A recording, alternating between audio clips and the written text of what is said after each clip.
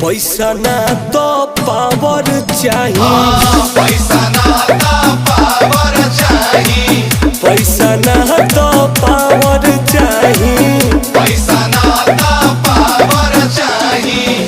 हमारा में दोसर हो कौन रे।